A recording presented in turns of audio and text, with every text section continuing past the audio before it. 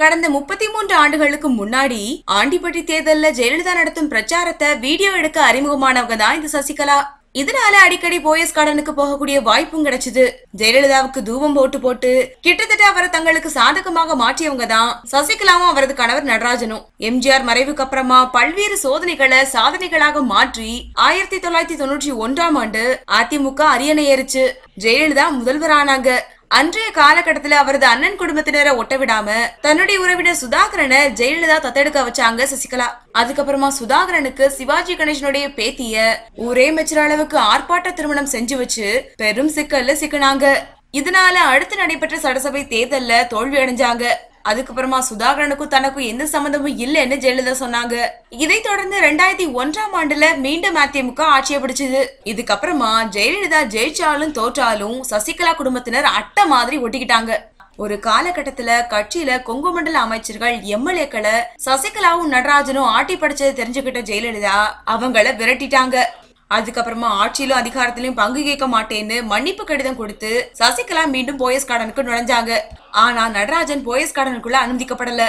இருந்தாலும் அவர் பிளான் பண்ணி கொடுத்த மாதிரியே சசிகலா திட்டங்களை செயல்படுத்தினாங்க. ஜெயலலிதாவுக்கு தெரியாமலேயே தனி ராஜ்யத்தை நடத்திட்டு வந்தாங்க. பெரும்பாலான கட்சியினர் சசிகலாவோட ஆதரவாளர்கள் மாதிரி செயல்பட்டாங்க. ஜெயலலிதாவோட பெயரை சொல்லி தனி ராஜ்யமே சசி குடும்பம் நடந்துச்சு. கவர்மெண்ட் டெண்டர்ஸ், புது ஃபேக்டரி ஓபன் பண்றது, இந்த மாதிரி கோடிக்கணக்கான பணத்தை சசிகலாவுக்கு காணிக்கையா கொடுத்த நிர்வாகிகள் ஓஞ்சு போனாங்க. தொட்டத்துக்கெல்லாம் ஊழல் தான். இதனால ஜெயலலிதாவோட மறைவுக்கு அப்புறமா அதிமுக ரெண்டா பிளவுபட்டது மட்டும் இல்லாம சசிகலாவோட அதிருப்தியாளர்கள்லாம் பன்னீர்செல்வம் பின்னாடி அணிவகுத்தாங்க. சசிகலா சிறைக்கு போனதுக்கு அப்புறமா தினகரன் ஆடிய ஆட்டத்தையும் ஆழந்தெரியாம காண விட்டதையும் சசிகலா தரப்பு நிர்வாகிகளால பொறுத்துக்க முடியல. இதனால அதிமுகவை இயக்க பன்னீர்செல்வம் பச்சை கொடி காட்டியது மட்டும் இல்லாம இதுதான் சாக்குன்னு சசிகலா குரூப்பை விரட்ட மூத்த அமைச்சர்கள் திட்டமிட்டாங்க. சசிகலா தினகரன் குடும்பத்தினரை கட்சியில இருந்து ஒதுக்கி வச்சா மட்டும்தான் பேச்சுவார்த்தை நடத்துறது சாத்தியம்னு கராரா பன்னீர்செல்வம் சொன்னதுதான் தாமதம். உடனே இரவோட இரவா அமைச்சர்கள் கூட்டத்தை கூட்டி சசிகலா தினகரனுக்கு ஆப்படிச்சாங்க. இத தர்ம யுத்தத்தின் முதல் வெற்றின்னு ஓபிஎஸ் தெரிவிச்சாரு. சசிகலா குடும்பம் தன்னை சுற்றி படைச்சிருக்குதுங்கிறது உணர்ந்தும் அதை விரட்ட முடியாம விளக்கவும் முடியாம தவிச்சு வந்தாங்க ஜெயலலிதா. அதுக்கு என்ன காரணம்னு இதுவரைக்கும் யாருக்கும் புரியல.